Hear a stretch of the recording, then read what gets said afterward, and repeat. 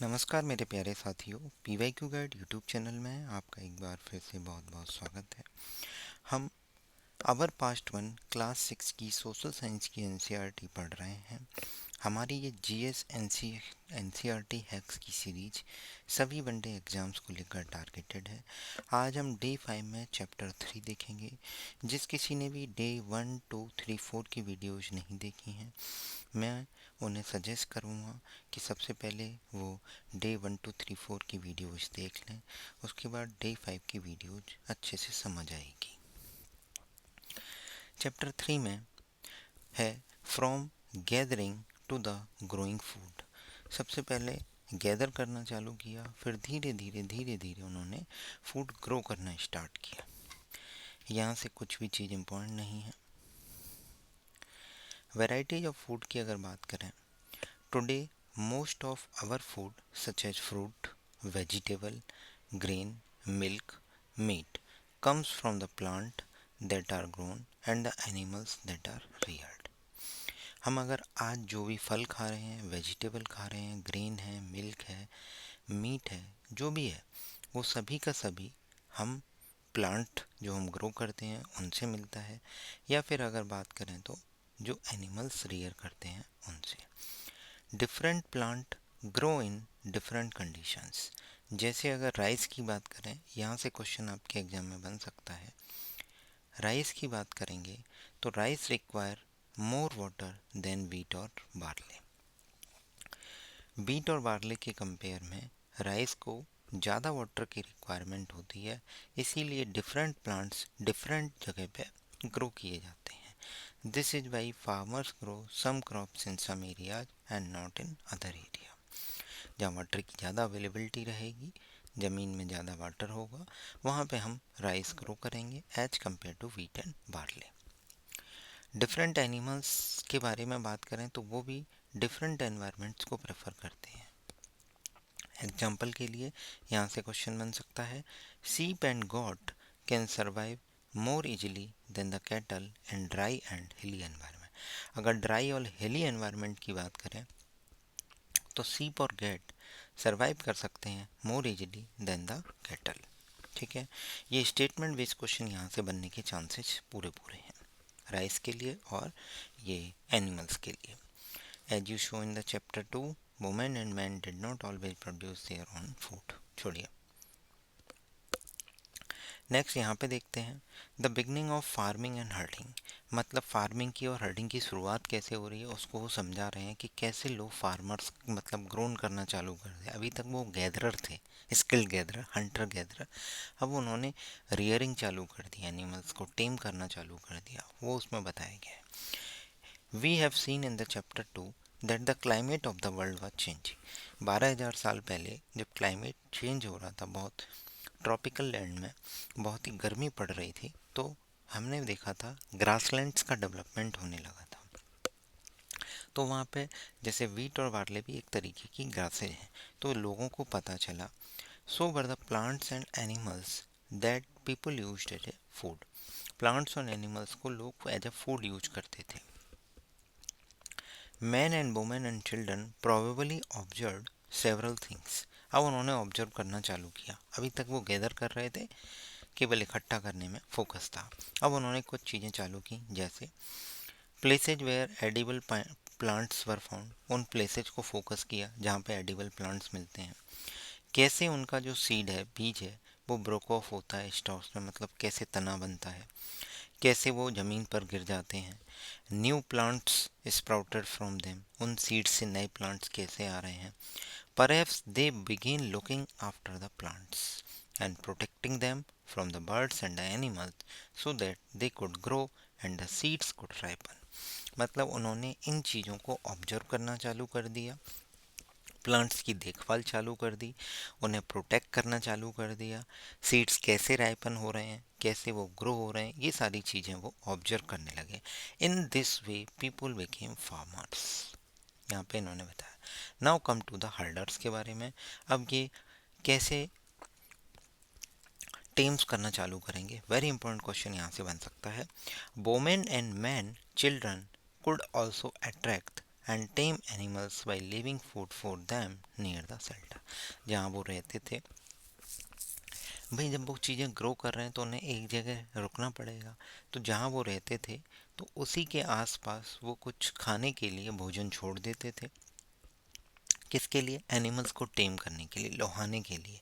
फिर धीरे धीरे पालना चालू किया तो उसमें लिखा है the first animal to be tamed was the wild ancestor of dog. Very important question यहाँ से बन सकता है।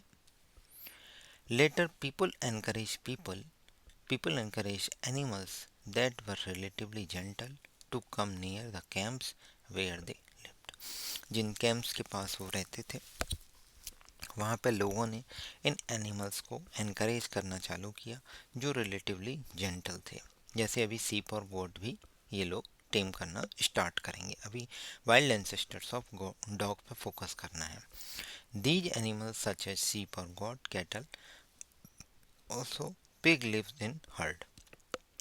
Most of them ate grass.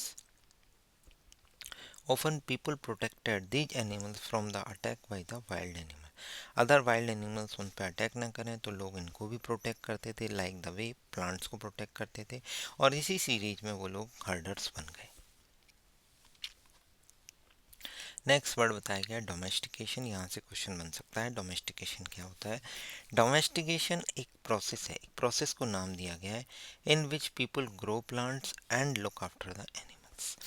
People जो प्लांट्स ग्रो कर रहे हैं या फिर एनिमल्स की देखभाल कर रहे हैं, तो इस प्रोसेस को बोला गया है क्या? Domestication. Very often plants and animals that are tended by the people become different from the wild plants and animals. जो लोग प्लांट और एनिमल जिनको टेंड कर रहे हैं, मतलब जिनकी देखभाल कर रहे हैं, जिनको ग्रो करने की कोशिश कर रहे हैं, जिन एनिमल्स को टेम कर रहे हैं, रियर कर रहे हैं, वो वाइल्ड प्लांट और एनिमल से डिफरेंट है।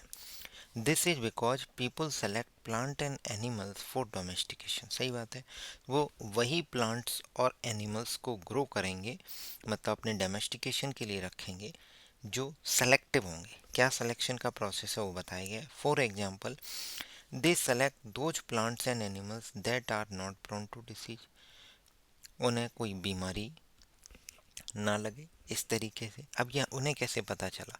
तो उन्होंने समय के साथ धीरे धीरे जब ऑब्जर्व करना चालू किया तो उन्हें पता चला कि इसको ये वाली डिसीज हो जाती है, इसको ये हो जाता है, इससे जो है ज़्यादा हमें अनाज नहीं मिलता है, ये ज़्यादा यूजफुल नहीं है, इसमें ज़्यादा पोषक तत्व हैं। ऐसे करके उन्होंने ये चीज़ें ऑब्जर्व की, तो उन्होंने देखा कि हम उन प्लांट्स और एनिमल्स को नहीं सेलेक्ट करेंगे जो प्रोन टू डिसीज है। They also select plant that yield large size grain. जिनसे लार्ज साइज मतलब बहुत ज़्यादा मात्रा में ग्रेन मिलेगा, उनको ग्रो करेंगे। जिनके तने स्ट्रॉन्ग होंगे, जो राइपन ग्रेन का जो वेट है उसको बियर करने में कैपेबल हों। Seeds from the selected plants are preserved and sown to ensure that new plants and seeds will have the same qualities. उन्होंने उन्हीं प्लांट्स को सेलेक्ट किया जिनके सीड्स को हम प्रिजर्व करें, और फिर जब हम उनको बोएं तो जो नए प्लांट्स और सीड्स आएँ उनकी भी क्वालिटी सेम हो। तो ये कई सारे सिलेक्शन क्राइटेरिया इन्होंने अपने डिसाइड किए, उसके बेसिस पर डोमेस्टिकेशन स्टार्ट किया।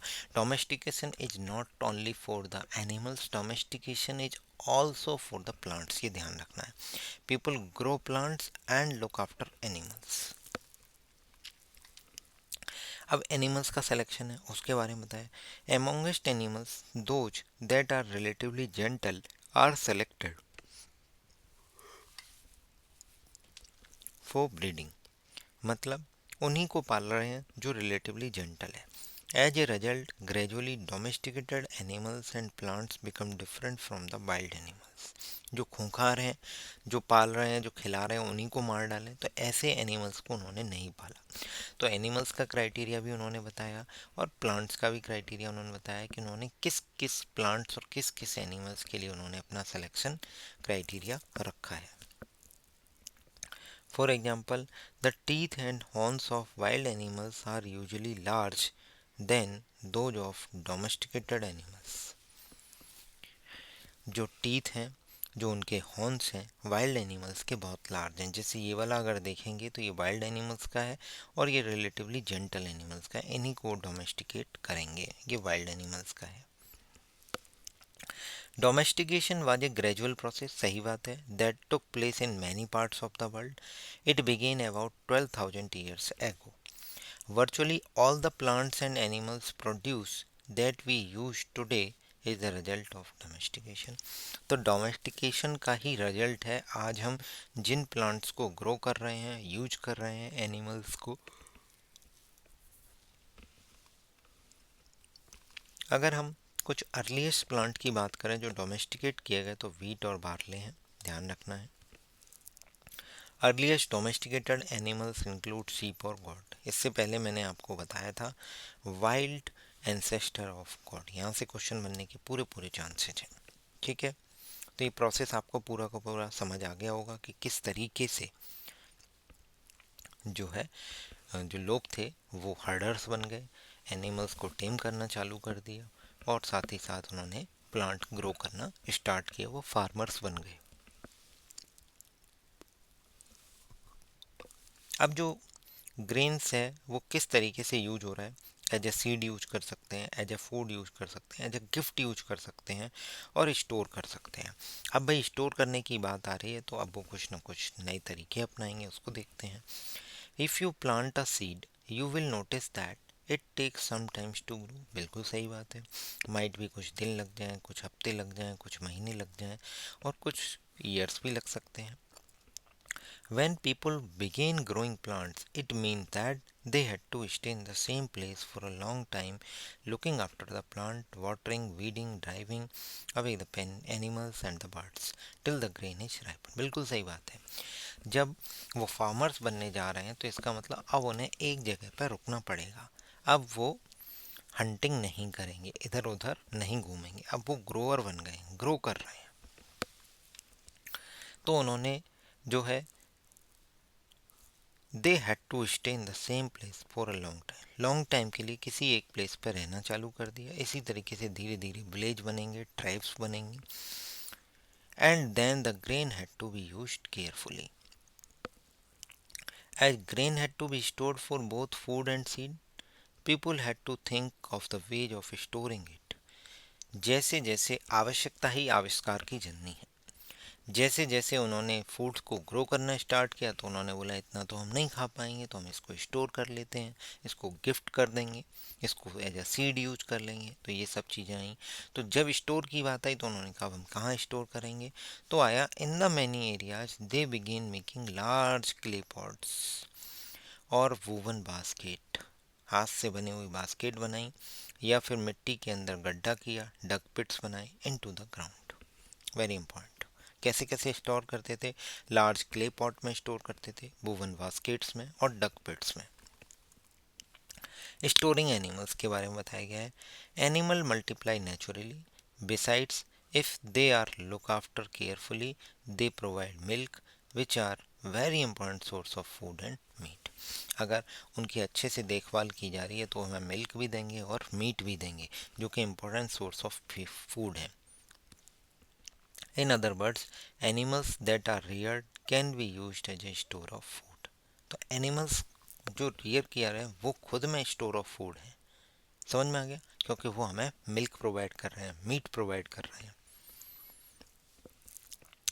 नेक्स्ट है finding about the first farmers and हट। अब ये कहाँ पे मिले हैं, तो आर्कियोलॉजिस्ट को, अगर मैंने आपको बताया था, अगर मैं आपसे किसी प्लांट की या किसी ऐसे प्लांट प्रोड्यूस के बारे में बात करूं तो एक्चुअली में क्या है कि अगर इतने साल बाद अगर देखा जाएगा तो जो प्लांट्स हैं ये सब हैं, ये सब तो ख़त्म हो चुके होंगे। ठीक है, तो केवल और केवल अगर जो ग्रेन्स हैं वो अगर बर्न्ट कंडीशन में कहीं मिलते हैं, मतलब in the charcoal form, in the charred form, तो जो आर्कोलॉजिस्ट हैं वो पता कर सकते हैं कि ये बर्न्ट फॉर्म ग्रेन्स हैं, ये कौन सा ग्रेन है। समझ में आ गया। और एनिमल्स को उनकी बोन के थ्रू कर सकते हैं, तो वही चीज़ बताई गई है। अब आप मैप 2 पर आएँ, अगर आपने मैप 2 मतलब वीडियो 2 देखी है तो उसमें आपने ये देखा होगा सम इम्पोर्टेंट आर्कियोलॉजिकल साइट्स हैं।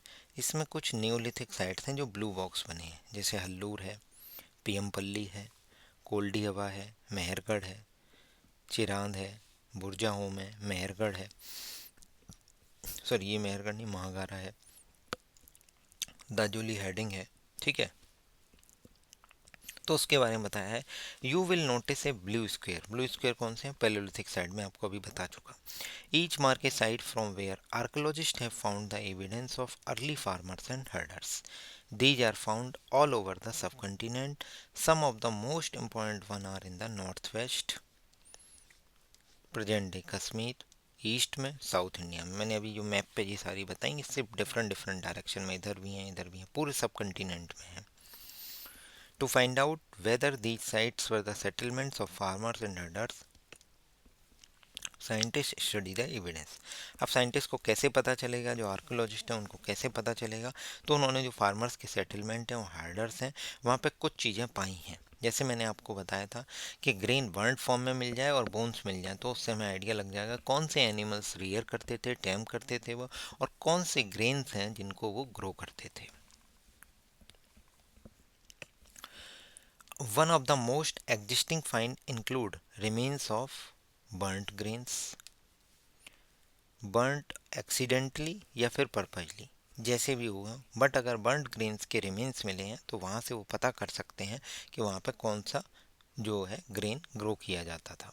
Scientist can identify these grains and so we know that a number of crops were grown in different parts of the subcontinent. अभी उसके एग्जाम्पल्स आपको इस टेबल के थ्रू मिलेंगे और यहाँ से क्वेश्चन 100% आपके एग्जाम में आएगा ही आएगा। They can also identify the bone of different animals. अब बर्न्ड ग्रेन मतलब चार्ड फॉर्म में, ये ध्यान रखना है। ये टेबल बनाई है ग्रेन्स और बोन्स की साइड्स पे। मेहरगढ़ जो कि वर्तमान में पाकिस्तान में है, यहाँ पे वीट, बार्ले, सीप, गोट एंड कैटल के एविडेंस मिले हैं। कोल्डी हवा प्रेजेंट डे उत्तर प्रदेश में 2 साइट्स हैं जो इसके बारे में बता रहे हैं। ये पैलियोलिथिक वो नियोलिथिक साइट्स, महागारा और कोल्डी हवा। यहाँ पे राइस मिलते हैं, फ्रेगमेंट्री एनिमल बोन्स मिलती हैं, राइस मिलेंगे, कैटल मिलेंगे, HUF marks on the clay surface. ये इंपॉर्टेंट है। अगर पूछा जाएगा क्ले सरफेस पे हुफ के मार्क्स मिले हैं तो इसका मतलब वहाँ पे कैटल जो हैं वो रियर की जाती थी, और इसको बोलेंगे महागारा। ये उस मैप में नहीं है, ये ध्यान रखनी है। कश्मीर में 2 साइट्स हैं, गुफ कराल और बुर्जा होम। यहाँ पे वीट और लेंटिल्स मिली है, लेंटिल्स मतलब दालें हैं। वीट, लेंटिल, डॉग, कैटल, सीप, गॉट एंड बफेलो। बिहार है, बिहार में चिरान नाम की साइट है जहाँ पे wheat, green gram, barley, buffalo, और देखिए ये ऑक्साइड हो गया, वेरी इंपॉर्टेंट। नेक्स्ट है हल्लूर जो कि वर्तमान में आंध्र प्रदेश में एक पैलियोलिथिक साइट है, यहाँ मिलेट्स मिलते हैं, मिलेट साइड हो गए। कैटल, सीप, गॉट, पिग। पीएमपल्ली जो कि वर्तमान में आंध्र प्रदेश में है। ब्लैक ग्राम, काला चना, मिलेट, कैटल, सीप, पिग, तो ब्लैक ग्राम ऐड हो गया। तो ये आपको ध्यान रखने हैं। यूपी में 2 साइट्स हैं, कोल्डी हवा, महागारा। कश्मीर में 2 हैं, गुफकराल, बुर्जा होम। आंध्र प्रदेश में 2 हैं, हलूर, पीएमपल्ली, और चिरान नाम की एक साइट बिहार में है। ये एग्जैक्ट क्वेश्चन आपके एग्जाम में मिलेंगे। इससे रिलेटेड जो भी प्रीवियस ईयर क्वेश्चंस हैं मैं अपने टेलीग्राम पेड बैच में ऑडियो नोट के थ्रू आपको प्रोवाइड कर दूंगा आज शाम को। और पेड बैच के बारे में डिटेल इन्फॉर्मेशन के लिए आप हमारी टेलीग्राम आईडी PYQ गाइड 2024 पर कनेक्ट कर सकते हैं। फॉर मोर इन्फॉर्मेशन आप टेलीग्राम, इसका लिंक डिस्क्रिप्शन में दिया गया है, आप जाके फ्री हमारा टेलीग्राम चैनल ज्वाइन कर लीजिए और सारी इंपॉर्टेंट अपडेट्स आपको मिलती रहेंगी, करंट अफेयर, वोकैब से रिलेटेड। नेक्स्ट है टूवर्ड्स ए सेटल्ड लाइफ। अब वो फार्मर्स और जो हर्डर्स हैं उनका एविडेंस हो गया। अब उन्होंने सेटल्ड लाइफ के बारे में बताएंगे कि बुर्जा होम या जगह जगह और क्या क्या चीज़ें मिली हैं। Archaeologist have found traces of huts and houses at the some sites. For instance, in Burja home, present day Kashmir में, people built pit houses. Very important. Burzahom में पिट हाउसेज मिले हैं, where were which were dug into the ground with steps leading into them. मतलब ground में एक गड्ढा किया, यहाँ वो रह रहे हैं, यहाँ उनकी सीढ़ियाँ हैं, सीढ़ियों से वो अंदर जा रहे हैं। They may have provide shelter in the cold weather, cold weather में वो अंदर शेल्टर करते थे। क्योंकि अंदर और बाहर का कॉन्सेप्ट कैसे आया, क्योंकि आर्कियोलॉजिस्ट को जो कुकिंग अर्थ्स हैं, मतलब जो भट्टी हैं, मतलब जो चूल्हे हैं, वो इनसाइड और आउटसाइड दोनों जगह मिले हैं। इसका मतलब depending upon the weather people cook food और इधर इंडोर और आउटडोर। यहाँ से आ सकता है आपके एग्जाम में बुर्जा होम से related question. Some tools have been found from many sites as well, many of these are different from the earlier palaeolithic tools, that is why they are called neolithic. मतलब अब बहुत सारे नुकीले और बहुत शानदार पॉलिश्ड जो है वो आपको स्टोन टूल्स मिलना स्टार्ट हो जाते हैं।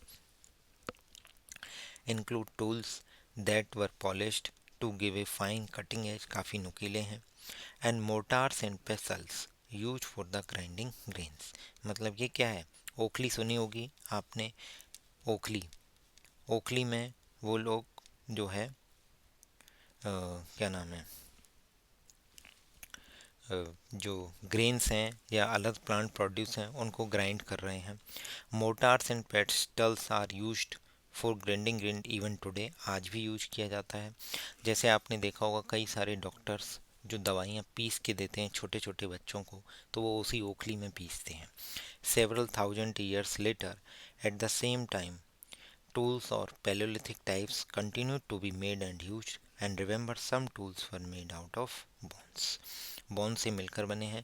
मेरा आपसे क्वेश्चन है, मैंने अगर आपको अच्छे से पढ़ रहे हैं तो मैंने बताया था कि लाइम स्टोन के टूल्स कहाँ पे मिले हैं। एक स्टोन की एक हैबिटेशन कम फैक्ट्री साइट मिली है, ये उस जगह का नाम आप मुझे कमेंट करके बताइए। अगर आप सीरियस होके पढ़ रहे हैं तो पिछली वीडियोज में मैंने आपको बताया है। मुझे आपका इंतज़ार रहेगा कि आप मुझे कमेंट करके आंसर बताएंगे जहाँ पे लाइमस्टोन से बने हुए टूल्स मिले हैं। Many kinds of earthen pots have also been found, these were sometime decorated and were used for storing foods. People began using pots